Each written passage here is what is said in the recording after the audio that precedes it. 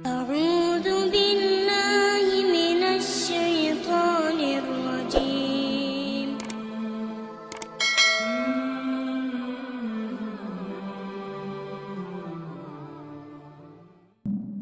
Ya, sungguh Allah itu mencintai orang yang senantiasa mau tobat. Tobat, tobat, tobat. Mata saya pernah salah, saya tobat. Telinga saya pernah keliru dengar, saya tobat. Lisan saya pernah salah, saya tobat. Terus Anda terfikir untuk hijrah dari yang kurang baik pada yang baik. Ingat pesan saya ya, ketika Anda terbersit ingin berubah jadi lebih baik, di situ Anda mendapatkan anugerah tertinggi yang tak ternilai. Anda sedang dicintai oleh Allah Subhanahu wa Ta'ala. Karena itu tolong jangan gadaikan cinta Allah dengan dunia. Itu nggak ada tandingannya. Kalau Anda kemudian akan berubah jadi baik dan harus berhadapan dengan meninggalkan dunia Anda, demi Allah kalau saya boleh sarankan, pilih cinta Allah. Ketika Anda dicintai oleh Allah, maka semua akan mengikuti dalam kehidupan Anda. Siapa yang punya dunia? Allah. Siapa yang punya materi? Allah. Siapa yang punya kesembuhan? Allah. Siapa yang punya obatnya? Allah. Siapa yang punya semesta? Allah. Jadi ketika Anda ikuti hukum Allah, Anda mendapatkan cintanya, maka semua yang terkait dengan dunia, Anda akan mendapatinya.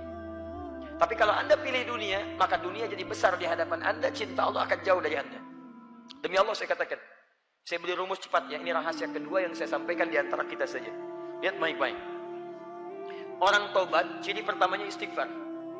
Istighfar itu permohonan ampunan dari dosa. Ya, jadi begitu dia beristighfar, itu menandakan dia mau tobat di hadapan Allah. Astagfirullah, astagfirullah. Nah, orang istighfar itu, dia berpeluang mendapatkan cinta Allah. Ketika dicintai oleh Allah, perhatikan baik-baik. Rahasia pertamanya ketika cinta Allah turun, dosa diampuni dulu. Quran surah ketiga, ayat 31, paling kiri sebelah atas. Saya langsung ke ujungnya. Yuhibbukumullah wa yaghfir lakum dzunubakum. Kalau cinta Allah sudah diberikan pada Anda, maka yang pertama dosa Anda diampuni dulu, habis semua. Habis. Ciri diampuni dosa sederhana, gampang. Paling gampang adalah lihat akibatnya. Anda sudah tidak senang dengan dosa itu lagi dan berganti dari buruk jadi baik. Misal, Anda sering marah-marah tidak jelas. Anda bertobat, tiba-tiba Anda jadi penyabar, maka penyabar itu ciri diterimanya tobat Anda. Dosa Anda digugurkan, sabar Anda muncul. Anda sering kumpul pada yang tidak jelas, pindah kepada yang jelas-jelas untuk akhirat Anda bisa. Ikut ta'lim, diskusi yang baik-baik, bekerja pada yang halal lebih baik lagi. Maka demi Allah saya katakan, fokus baik-baik. Saat Anda kemudian berubah jadi lebih baik dari ujung kepala sampai ujung kaki, itu tandanya tobat Anda diterima oleh Allah Subhanahu wa Ta'ala.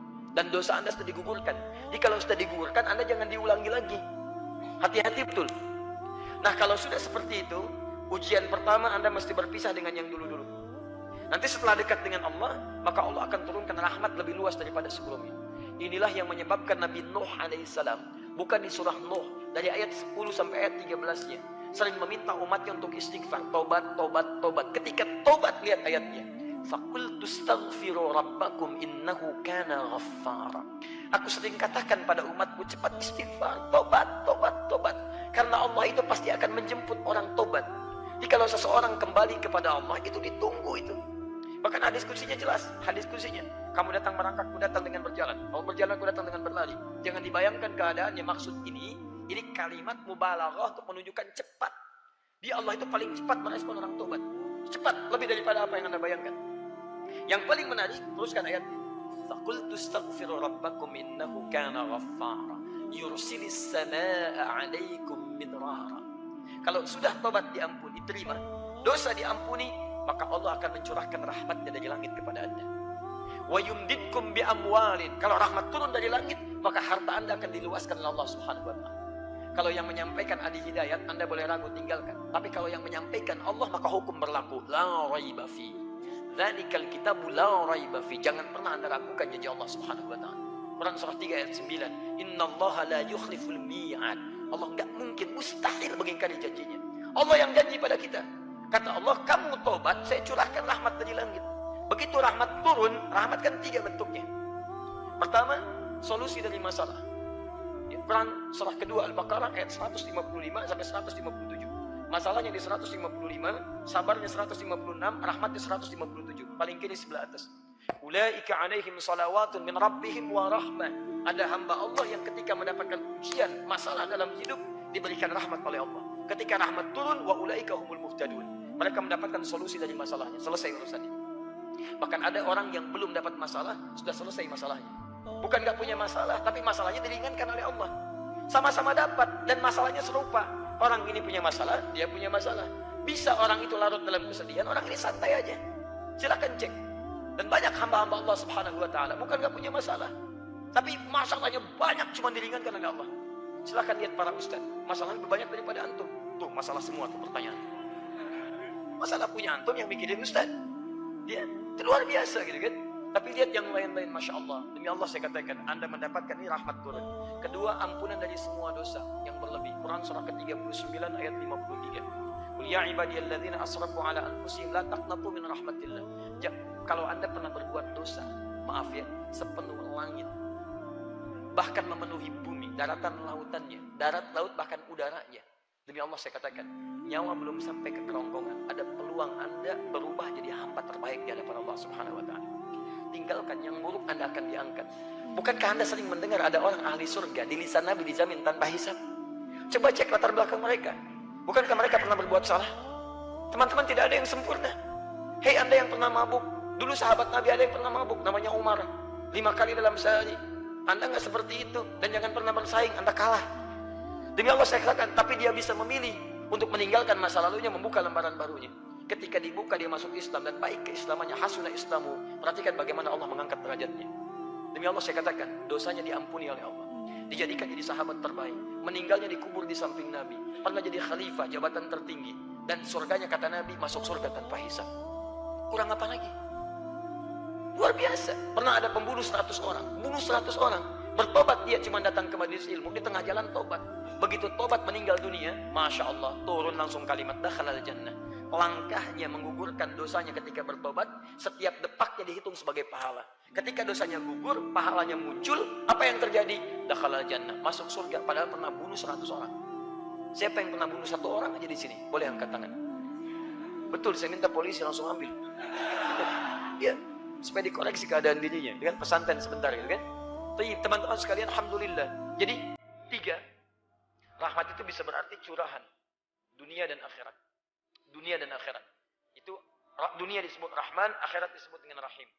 Jadi kalau Anda mendekat kepada Allah, dunia diturunkan. Wa yumditkum bi amwalin. Kami nanti panjangkan, luaskan hartanya. Wa banin, bahkan keturunan kami datangkan. Jadi mohon izin ya, Anda bisa berbanyak istighfar pada Allah. Hei teman-teman yang menambahkan keturunan, menambahkan pekerjaan yang baik. Ayo coba cara beristighfar. Saya beri rahasia yang ketiga. Di antara kita aja. Buka Quran. Surah ke-51, ayat ke-18. Ini istighfar terbaik. Istighfar terbaik. Anda lakukan setelah tahajud. Ini Quran ya, bukan saya. Quran yang bicara. Lakukan setelah tahajud. Di penghujung malam sebelum subuh. Ya. Di Anda tahajud dulu, karena ayatnya terangkai dengan tahajud. Anda harus tahajud dulu. Mulai tahajudnya di ayat ke-15, 16, 17. Istighfarnya ayat 18. Lihat baik-baik Quran surah 51, buka ayat 15-nya, paling kanan di pertengahan. Innal muttaqina fi jannatin wa uyun. Ada orang takwa tinggalnya di taman surga. Akhidina ma atahum rabbuhum innahum kanu qabla dzalika muhsinin. Mereka itu saat di dunia adalah orang-orang yang rajin ibadah, orang baik. Apa amalannya? 1 ayat 17. Kanu qalila minal laili ma yahja'un. Mereka itu kalau malam sedikit tidurnya. Sedikit tidurnya. Di malam dia bagi untuk ibadah. Sedikit tidur, lalu dia ibadah. Begitu dia bangun, menjelang subuh, dia tidak tidur lagi. Perhatikan. Ini rahasianya. Wabil ashari hum yastaghfirun. Dan di waktu-waktu sahar.